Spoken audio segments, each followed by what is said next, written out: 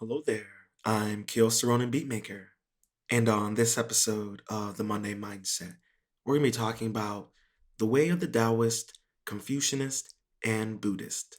A light introduction, part 1. Throughout history, ideals have emerged which have persisted and had an immense impact upon human beings, their ethics, and their lifestyles. Many of these have evolved into formal philosophical and religious systems, which have been adopted by millions as their way of life. Dr. Leo. This is something I have been increasingly interested in since I've started my journey, wanting to learn more and meditate on these various philosophical and religious systems, from their ancient origins to their modern upbringing. The fantastical, mythical, and spiritual ideas that permeate within these systems give me much to study and digest. Considering the countless religious philosophical scholars and students and teachers who continue to learn and teach these systems. Although we have our own personal beliefs and views, there is still much to learn. Do not hesitate to do a deep dive into the philosophical or religious systems that you have decided to follow or have been following. Remember, we never stop learning. And when it comes to religious or philosophical texts, interpretations and understandings, as well as new ideas, will continue to form or be recycled to fit the new geopolitical social modern world. That's why we should all take some time, if we can spare, and have the desire to do so, to learn about the evolution of these philosophical and religious systems. You may be surprised at what you learn about the systems and yourself. I wish to illustrate that though we may differ greatly in how, who, and what we worship, the basic code of behavior is common to all. It is this common denominator which binds us together in humanity and has helped us to continue to grow and survive. It will be used to serve as an historical view of the university of the concept of the fully functioning human person. Dr. Leo. In this episode, I would like to do a light introduction into the various philosophical and religious systems presented by Dr. Leo. By no means am I an expert, and Dr. Leo clearly states that these are just light introductions into the understanding of these systems. And for me, I'm just going to share my thoughts on the various aspects of each philosophical and religious system. For myself included, this will be an introduction into several different philosophical and religious systems. And there are even some that I understand, but this will be not really understand, but maybe I don't really understand them. I have my own interpretation in my head, but I'll actually be laid out in front of me the origin so I can get a better introduction. And I think there are many of us out there. Um, this will be an introduction for many different systems of learning, and perhaps many of you out there who have had a curiosity to learn more as well as I have. I hope that this will be a light introduction that's easy to understand. I know I've been butchering up a little bit, but I really hope that you guys will enjoy this episode. And it will be our first step into a journey of philosophical and religious knowledge. Part 1. Taoism was introduced in China during the Chinese Middle Kingdom, about the 3rd or 4th century BC, by a man called Lao Tzu, in a short work of less than 600 words named The Tao, the Way. His philosophy was later expanded and interpreted by an ingenious philosopher and poet, Sun Tzu, during the second half of the 4th century BC.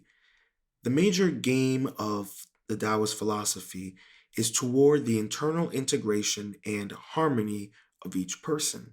As such, it is a way of nonconformity. It suggests that each of us can only achieve our personal full humanity through the process of learning what we have already learned so as to offer us the opportunity to return in harmony with all things as we were in the beginning. Dr. Leo. I can really vibe with the philosophical and internal integration of harmony.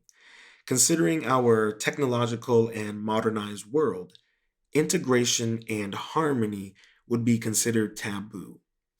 Perhaps if we praise nonconformity and individuality within our society, then internal integration of harmony would be a way of life and technology. The idea of achieving full humanity through learning what we already learned offers us the opportunity to return in harmony with all things as we were in the beginning. It's a beautiful sentiment that really resonates with self actualization. For we are born, the mystery child is in harmony with all things. For when we are born, the mystery child is in harmony with all things. But as we grow and become domesticated, we oftentimes lose the harmony of the mystery child. We live in a society that chooses not to live life as a lesson learned. We never take time to digest and analyze the experiences we already lived. We are so quick to react without understanding why or how.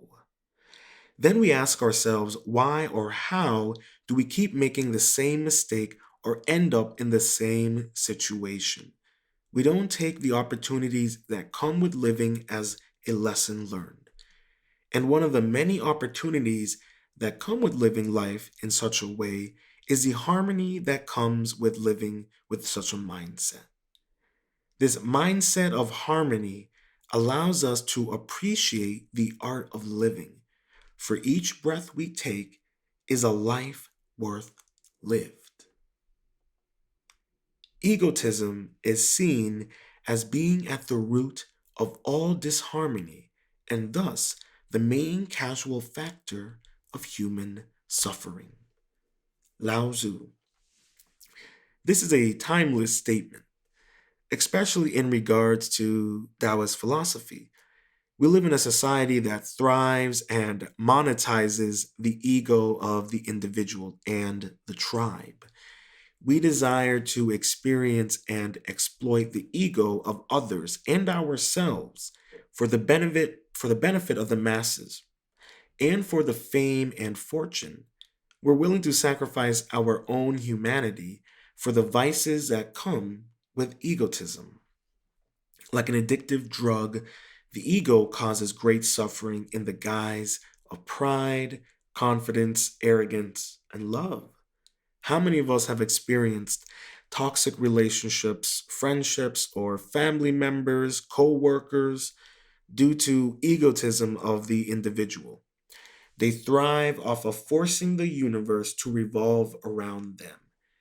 And this can cause suffering in others and to match individuals' egotism to hurt them or overshadow them.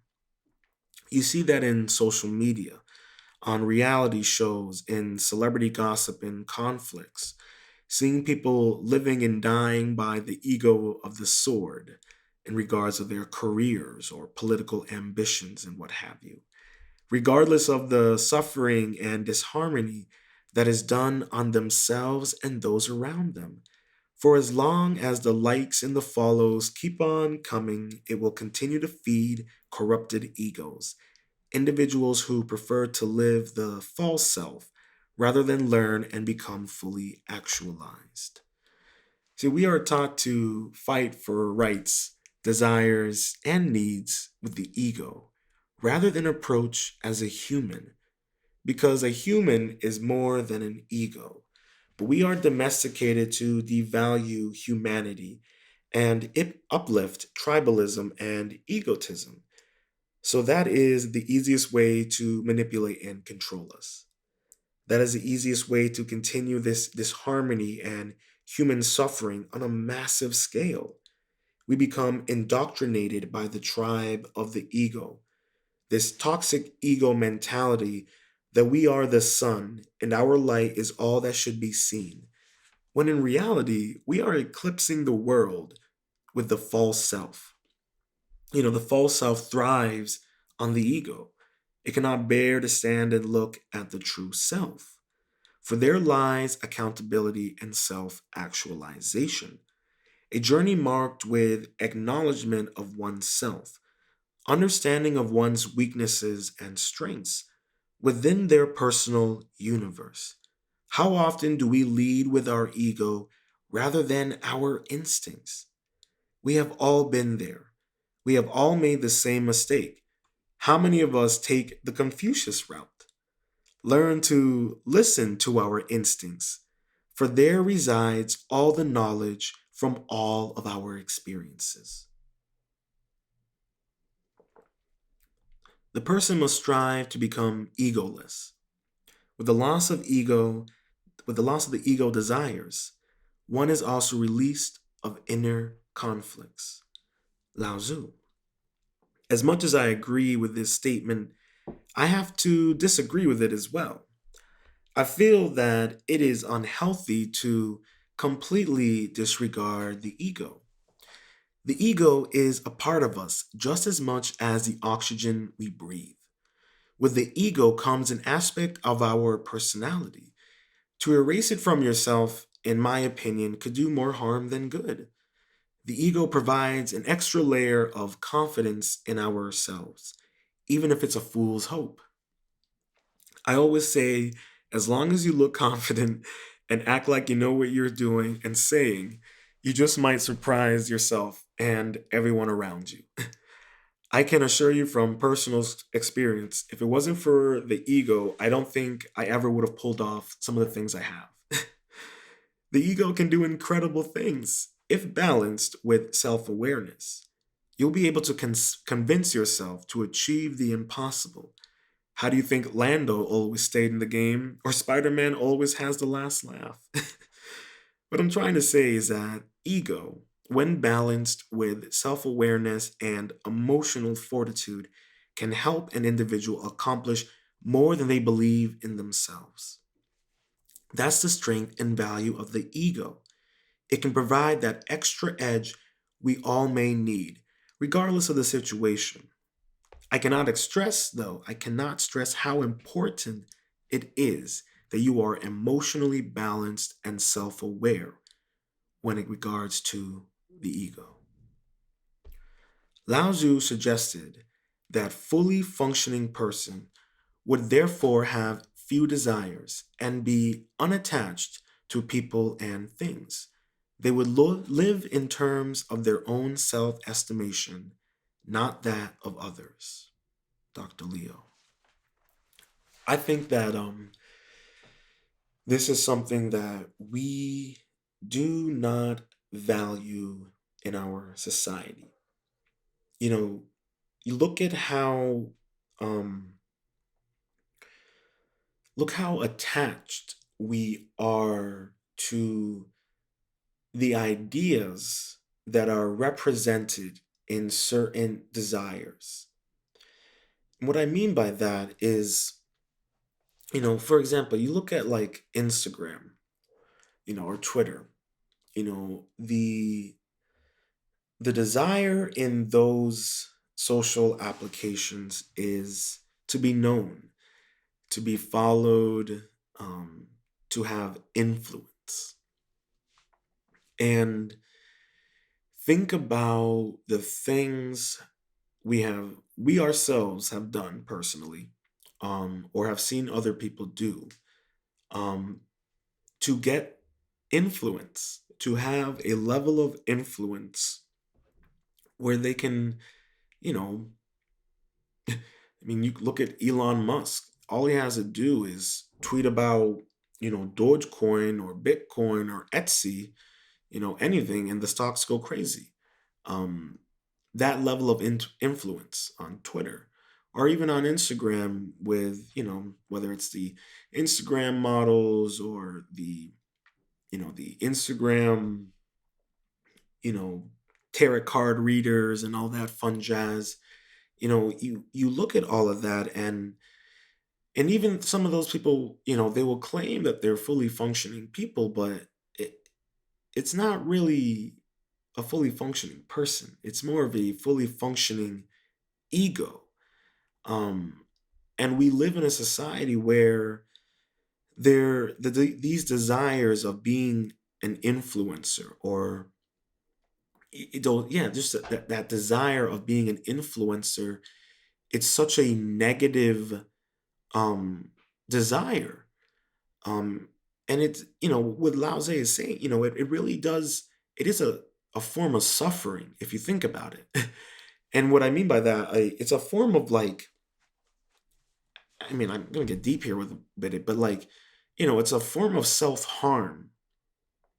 And what I mean by that is, there are people out there who enjoy, unfortunately, self-harm.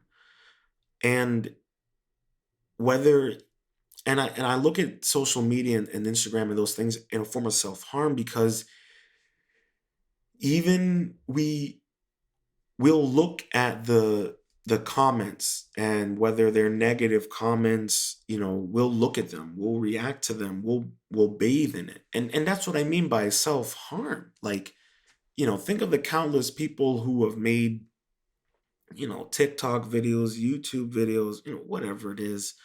I'm sorry, it's exhausting kind of talking about that stuff, but it's the reality of the situation because even though it's exhausting to talk about it, because I'm not into that kind of stuff. So for me, I'm an outside person. So when I'm looking at it, it looks exhausting to me, keeping up with all of that. So for me, I look at it and I just see these people, doing this self-harm in the hopes of feeling validation or getting attention. And it's really scary because this this this self-harm of social media, that's a good way of putting it, the self-harm of social media, it takes away our ability to be fully functioning people. Not only that, to be fully functioning human. And and I can see where Lao Tzu is coming when in regards of getting rid of the ego because, let's be honest, some of those people on Twitter, on Instagram, on TikTok, YouTube, there's a great YouTube channel called Abba and Preach, and they do great video commentary about some of the crazy social issues of that we're experiencing in the climate worldwide. And I highly recommend you check them out because when I watch some of those videos or even on their channel or just on Twitter, just seeing, the craziness that people will do to get attention. um it's sad because the self-harm that is being done, it, like I said, it takes away from your ability to be a fully functioning person. And it takes away from your ability to live life in your own terms, because how are you supposed to live life on your own terms if everything that you're doing is being dictated by the social media trends? You see it everywhere. You see people having this desire to be the next TikTok star, the next, Instagram influencer, TikTok influencer, whatever it is. And, I see all that stuff. I see people trying to be like them, and it's even more like it's even more exhausting when it's people my age trying really hard to like be like that. And I'm just like, no, like you have other priorities right now. You're a 29-year-old. You don't have any business trying to be a TikTok star. And if you pull it off, good on you. Then, I t- I I take my money back, whatever. um, but it's just, you know, I just see all of that and it's just like people have no there's no, as self-estimation. It's all based on the social estimation, what other people feel. And it's dangerous to allow social media to determine your fully functional personhood. That's dangerous. And we need to keep that in mind. Fully functioning Taoists are not at the mercy of their emotions. They strive to perceive themselves accurately in terms of their observable strengths and weaknesses. They see themselves as unique and therefore in competition with no one. Lao Tzu. I really like that. Um, I think that that is, like I was saying earlier, the competition of social media, the self affliction, the self harm of social media, because you think about it, people on social media, whether it's YouTube, it doesn't matter. You are living your life on their terms.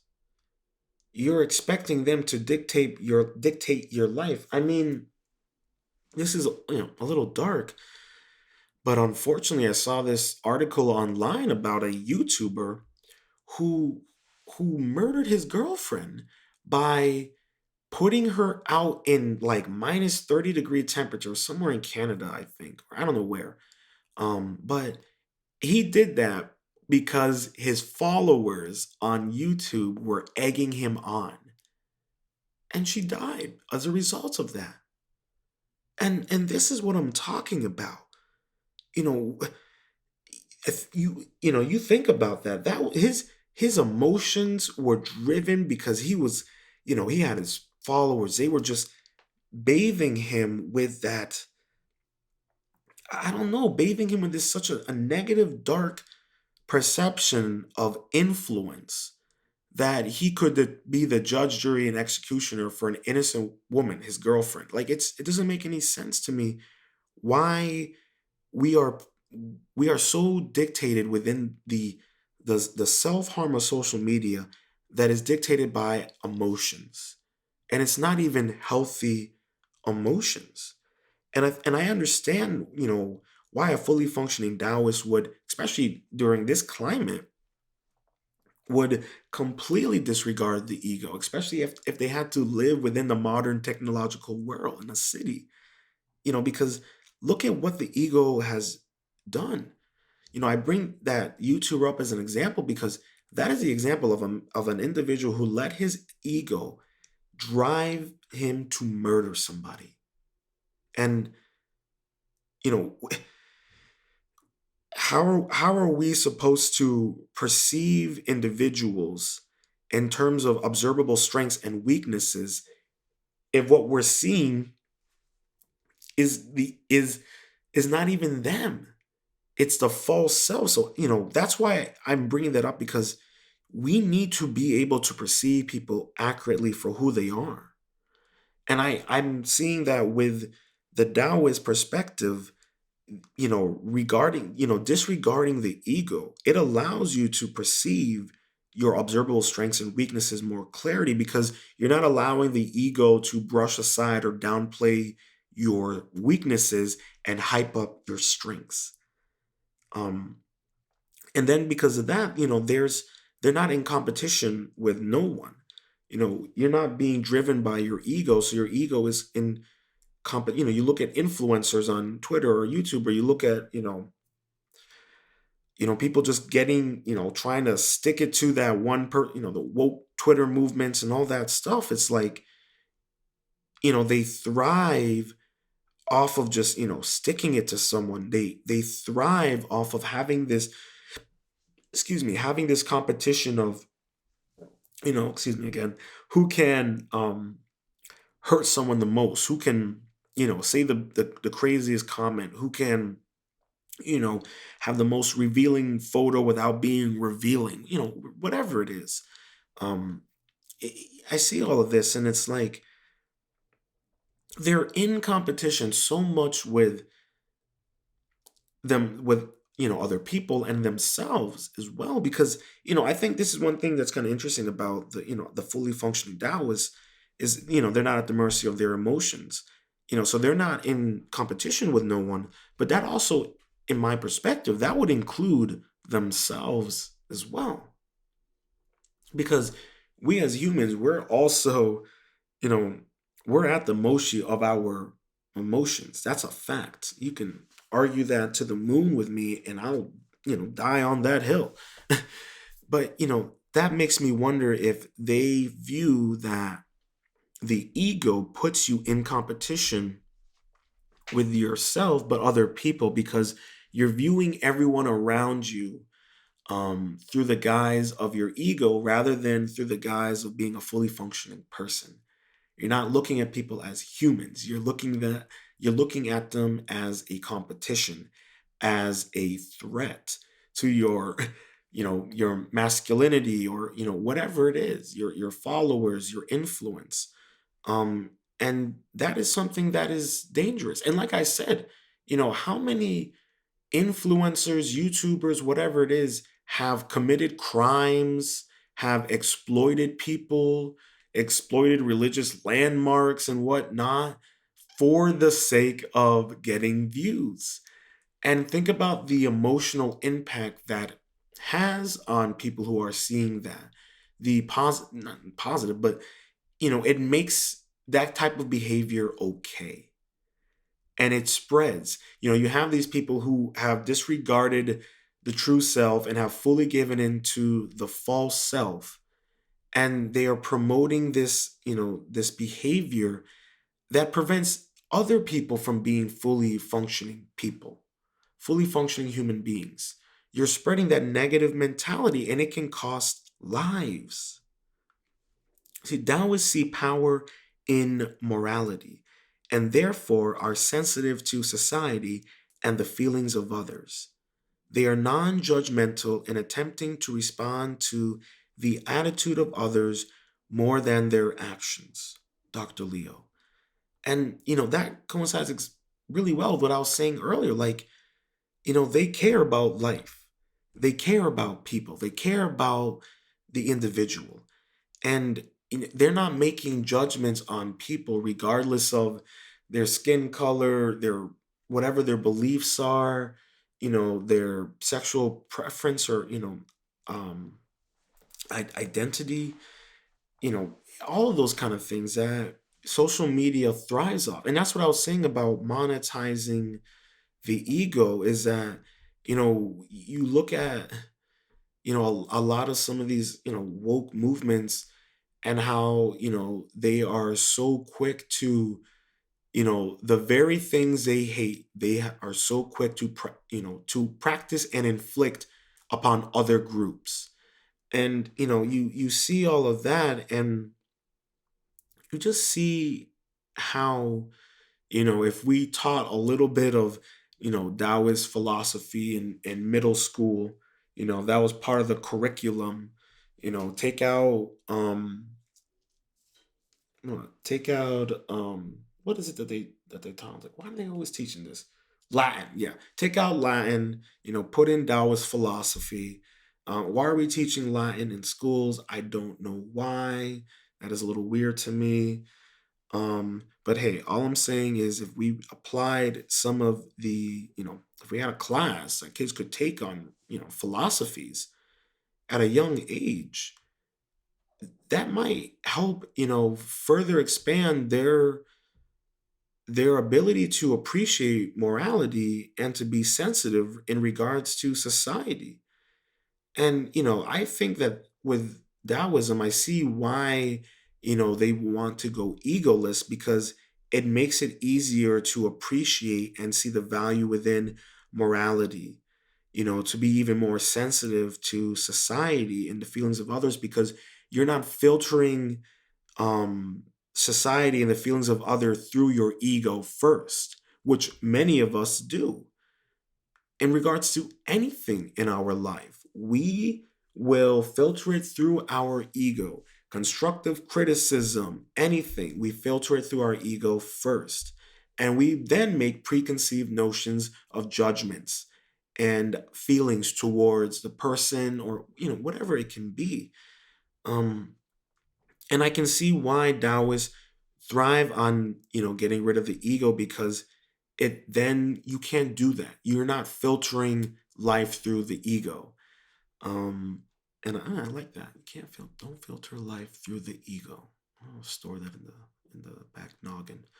But that's something that we need to understand. And Taoists appreciate that. They see the value in being non-judgmental and responding to the attitudes of others because the attitudes rather than the actions, because we have to understand emotionally why are they making those choices. And and what's incredible about it is that is a looking through it, being self-aware, being self-actualized, but also you're not filtering through your ego. And that's something that we all should think about. And it doesn't, and that just kind of popped in my head, but like, if that's something that you're struggling with, regardless of your religious belief, or whatever it is, you could be agnostic, whatever, I don't it doesn't matter. There's nothing wrong with learning some of the values of Taoism. It might help you, you know be more appreciative, and not nudge and not non-judgmental towards others, and understanding why people they're understanding their emotions first rather than their actions. And that's something for me that I had to learn, take some time to learn and still learn, that people's choices and actions aren't always a reaction towards you. It can be a reaction about themselves. And that's something that you see that if you're not filtering through or looking through things with the ego. But it takes time and practice. um you know as Dr. Leo says, they strive to become the friendly coworker of both man and nature. Their goal is harmony with all things, permitting all things to work out their own destinies. They don't see this as they they see this as the ultimate maturity. As I said, that was a quote by Dr. Leo. And if only we saw the value in striving to be this way. Don't get me wrong, there are plenty of people out there who are, but it's not enough. If only they had domesticated with such a mindset, perhaps the entire world could be free of the ego and live within harmony with unity and individuality. For we see beauty and harmony with nature. Why can't we see the same in human beings? It's clear that Taoist philosophy appreciates and strives for the duality of man and nature. And a part of me wonders if Taoist philosophy they saw nature as a state of having no ego. For the harmony that is found within nature needs not to boast nor hype itself. In nature, maturity is seen as strength and fortitude. An animal that has matured is fully actualized. It has survived the crucible of life thus far and is in harmony with its life and acceptance of death. The animal will continue to fight for life until its last breath. Nature has no time for the toxic luxury of the ego. And it's fascinating to me because we ourselves are living organisms, and we have a microbiome that encompasses our entire body, that affects our emotional, biological, and hormone output and input. So scientists have been studying this for quite a while. I saw an article on it on BBC Nature if you're interested in looking it up. It leads me to believe that perhaps Taoists were already aware of the microbiome of our body, but they applied it to the mind. They saw how certain emotional organisms can have negative and toxic effects on our connection and of our harmony with nature. It's an interesting thought that requires further investigation. Part 2: The Way of the Confucianist. Confucius was born in China around the time of the Buddha in India and Pythagoras in Greece in 1552 BC. His teachings were recorded by his students into four major works a century after his death and referenced as the Shu, the Four Classics. Confucius was a man, not a god, expounded neither theoretical nor universal dictum. He offered no formula for humanity or divine commandments. He avoided dealing with mysticism or spiritual matters and concerned himself with tangible day to day activities, complexities, and dilemmas of life. In essence, he may have been said to have been more of a social reformer than a religious leader. His major concerns were with stimulating individuals towards having the courage to be themselves and gain the wisdom to be active part of the society which they lived. Dr. Leo. It seems to me Confucius is a combination of a social reformer and a religious leader. In my opinion, he uses religious discipline to convey social reforms and doctrines that encourage individuals to be positive, active participants in the societies they live in by stimulating an individual's mind with conceptual ideas that give way to wisdom of the self, but of the society as a whole. When we have the courage to be ourselves, we have the ability to be active members of society rather than acting as a cog in society that domesticated us to live in their own dictation of what it means to be human. We can forge our own paths of love and knowledge that add our own personal and unique improvements towards our humanity and society by allowing our strengths to build upon the foundation of individual freedom that unifies us into a community that supports one another's weaknesses. For Confucius, this points the way to full functioning humanness. It suggests active investigation for the sake of knowledge, and this knowledge is directed to strengthen the mind as well as the will and result in continual cultivation of personhood and society. Dr. Leo. Chapter 4 The Great Learning, Confucius. The ancients who wish to show their fine characters to the world first bring order to their states. Those who wish to bring order to their states will first regulate their household. Those of us who wish to regulate their household would first cultivate their personhood. I love this. It's like a quintessential um it's it's like a survival guide in a sense. Not really a survival guide, but a manual, a better way, a manual for life almost. I feel like if, the world were to reset and this was the only quote that lasted that people could read, you know, it would be a really interesting way to see how society would grow from that very quote because, it it points to the situation where we all experience and live. We're so quick to try to fix other people's problems, help other people. We're so quick to deal with other situations rather than the situations at home, rather than what we're dealing with. Um, and I think what's so beautiful about this quote by Confucius is that, you know, in order for us to be, leaders of our households, in order for us to be, leaders of our communities, leaders of our states, political or activists, it doesn't matter. We need to, like it says, we need to cultivate our personhood. We need to make sure that we as a human, that we are well balanced emotionally as best as we can be, that we are self-aware enough to make the right decisions based on the environment around us, that we have we live life as a lesson learned, and we have chosen to learn from our environment rather than become it. And that is the first step into being able to have a positive relationship and family to grow with.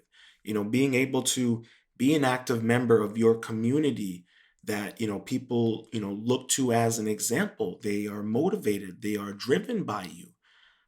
They see you leading by example, and they wish to do the same, regardless of the struggles that lay in front of their path. They want to get to the point that you're at. And I highly recommend people really take this quote, and plaster it up somewhere, put it up on the fridge, put it somewhere where every now and then you walk by it and you take a chance and you read it. Because regardless of your religious, spiritual, political, psychological view, whatever, regardless, that there is something that we all should take in. Because with this podcast, with the things that I have this mentality, and I learned this really early on in my life. um but I'm just finally realizing the value in it. And the value of really just living life as a lesson learned, taking that time to acknowledge who you are as an individual, and taking that time to cultivate it. This quote, and I'm going to read it again because in case you didn't, I'm going to read it again because I really like it. The ancient who wish to show their fine characters to the world first bring order to their states. Those who wish to bring order to their states will first regulate their household. Those who wish to regulate their household would first cultivate their personhood. Confucius, Chapter 4 of The Great Learning. I really recommend anyone out there take that quote to heart, meditate on it, think about it. Where are you in terms of this quote? Are you still cultivating your personhood? Or are you struggling in regards to your household? Are you struggling in regards to being an active member of your community, whether you are an activist or a doctor, EMT, whatever it can be. And especially if you are in the political world, or in corporate world, but you have a lot of influence, or those kind of issues. You have power. The lack of control you have at home is starting to affect your ability to lead your business, or be a good representative for your local district or community. So I think we all need to think about that. I think this is a quote that many of our political leaders should have drilled into their head, because maybe then they would see the value in the average citizen. Personhood for Confucius was not a state of perfection, rather ever changing, very human state, often accompanied by anxiety. Dr. Leo. And look at the climate that we live in right now. We're in the midst of a pandemic and a depression, a financial depression. Whether you see it or not, it's there, and it's going to only get worse in many ways. And you seeing what the the anxiety of the political disaster that's been going on in the United States, and the health crisis and the handling of this pandemic, depending on what state you live in, whether it's federal or state, local government. you know our anxiety is so amplified right now that you know it makes it even harder to be, to fully actualize yourself, to become, to embrace your personhood. But one thing that I think is interesting about Confucius is that, the tangible day-to-day things. And I think it's interesting that he really focuses on that, and really focuses on, how the ever-changing human state that we live in right now. Anxiety is, we're living in a world now, in a climate where, I was saying earlier in regards to, I think it was Taoism, the, emotional organisms. And anxiety is, it's more like a parasite than it is an organism. And, it's a parasite that it just gets, it's like almost like what's the word I'm looking for? Like a neuroparasite. I think that's a good way to put it. Yeah, like a neuroparasite. And it seems like with Confucius's, philosophy and his goals were to, how surgically remove the that neuroparasite within anxiety, but in the sense of being able to cultivate your personal, because anxiety is never going to go away, but your ability to handle it, your ability to process the anxiety that you're feeling. And anxiety, it doesn't, it can be from anything. There's good anxiety just as much as there's bad anxiety. Good anxiety could be like, um I don't know, you're a singer and you're about to do your first Instagram live or YouTube live or Twitch live, and you're nervous about it. And not nervous, but you have anxiety because you're like, all right, I've been practicing, I'm doing good, setup's great, lighting's good, I feel good. Man, I don't know, I'm so excited, I can't wait. I hope I don't fail, I'm gonna do great. All those emotions, that anxiety, that positive anxiety. And anxiety is always going to be with us, but how do we mitigate it? How do we address it? How do we combat it, especially in regards to the negative aspects of anxiety? We're all in financial straits, we're still waiting for relief bills, and we're not getting that, and we're all on the edge of our seats. We're 6 feet from the edge of just tearing the furniture apart, tearing our hair out. And that anxiety, how do we mitigate that? How do we take that anxiety and put it into something? Whether, working out, getting fit, it doesn't have to be crazy stuff, or getting into a book, getting into a hobby. If you're someone who is, you know, like me, hours cut drastically, you got to find other ways to keep the ship going, so you don't give in to the cabin fever. Because, we're all in a quarantine, so to speak, whether it's, quarantine physically or mentally upstairs. So we all need to think about how to handle anxiety and how to, use anxiety against itself. How can we use it in a way to fuel and drive us, even if it's, a negative anxiety? We have to find ways to use that fuel. And, maybe exercise is one way, maybe writing, maybe playing video games, maybe playing board games, whatever it is. Look for something that you enjoy that you can, do while you're, feeling a bit anxious and trying to, navigate, how to deal with this situation. And many of us were all in the same situation. And I'm not downplaying any of it. I'm financially tough, in a tough spot as well, but for me, it's all about, my mindset in regards to what's going on. And yeah, I'm anxious about certain things, but I take that anxiety and I put it into the podcast, and I'm feeling good and happy and confident. And yeah, there are things that I'm nervous about, but you got to take that anxiety and you got to put it into something. You can't keep it bottled in. It'll tear you apart. You won't sleep well. You'll feel lazy. You won't feel motivated. You'll feel like you're just hitting the wall every day. So take that anxiety that you're feeling and put it into something. And know that anxiety is never going to go away, but your ability to address it, to handle it, it also affects your personhood, your fully actualized individuality. Because in order to be a fully actualized person, you need to understand all the emotional outputs and inputs of your life. You as best as your ability can be. It's always going to be a living lesson.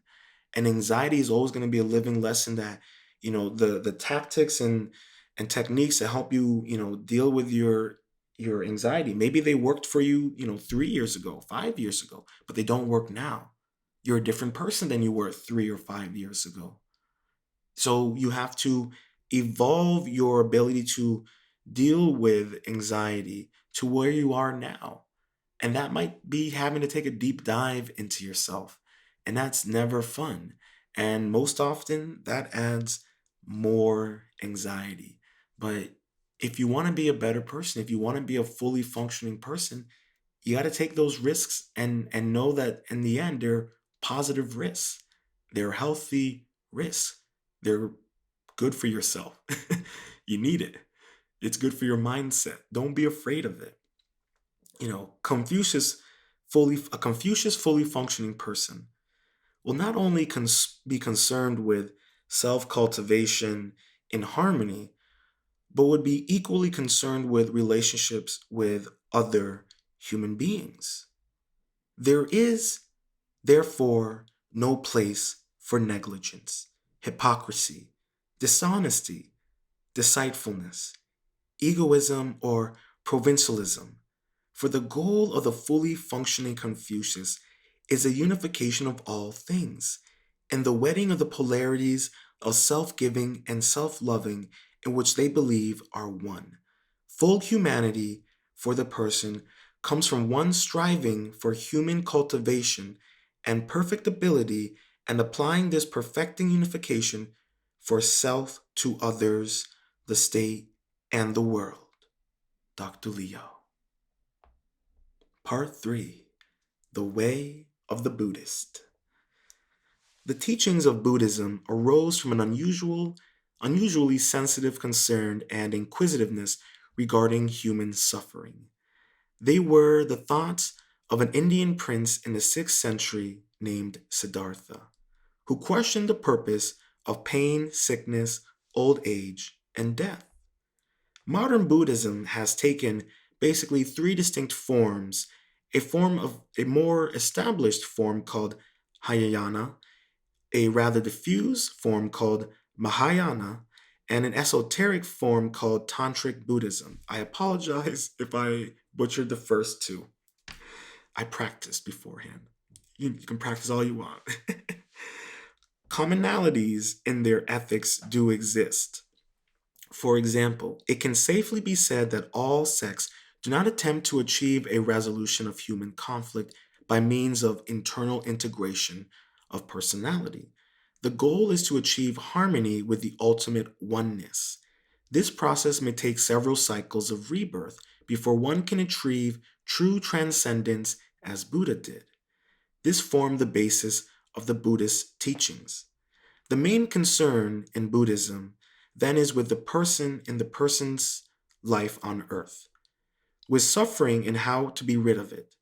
The Buddhist sees life as a dynamic becoming instead of a static being, and all things in life as being impairment, and in constant change, either being produced or deteriorating and dying. According to Buddhism, the method of suppressing suffering is by following the Eightfold Path, consisting of right of view, right intention, right speech, right action, right livelihood, right effort, right mindfulness of the now, and right concentration. Dr. Leo. Conflict for the Buddha arises from desire. It is a desire which brings on greed, lust, hatred, and attachment. Dr. Leo. See, I completely agree with this. And a little fun fact for everybody is I've been beginning my journey towards becoming a Buddhist. I'll go into the origins of that story another time. But I also see desire, jealousy, animosity, and passive aggressiveness as a form of a desire. For those can bring about greed, lust, hatred, and attachment. These conflicts coincide well with my personality and goals for my future self and the world around me. I see the modernization of our society and the technological implications that amplify this very conflict.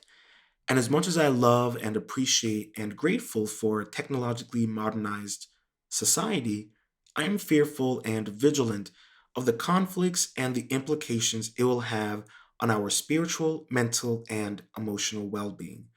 Some of those very reasons and my own personal experiences. I have decided to follow the path of the Buddha. And I'm excited for this journey because I've known all along. I just never believed in the path. For a fuller life, the Buddhist stresses kindness, virtue, love, compassion, non injury, liberty, modernization, temperance, the golden rule, and mutual duty in human relationships. For fully functioning Buddhists are therefore moral, aware, constantly seeking knowledge, free of desire and expectation. They are more conceptual than emotional. Though loving kindness and compassion are emphasized, as are such traits as honesty, compassion, respect, courtesy, hospitality, generosity, and honoring the rights of others. The Buddhist way is a solitary one, extremely individualistic and inner directed. It is self authenticating, it needs no other validation. I hope you enjoyed this episode of the Monday Mindset. To learn more about myself and how you can support the Monday Mindset, head over to my Patreon page at Ronin Art and Music. That's Ronin Art and Music. If you're listening to this on your preferred streaming service, please make sure to subscribe. If you're listening on YouTube, make sure to subscribe, leave a comment, and review. Slap that notification bell. On iTunes, please make sure to subscribe, rate the podcast, and leave a review, as this will help me and the podcast grow. Stay positive, stay focused, stay true, and much love.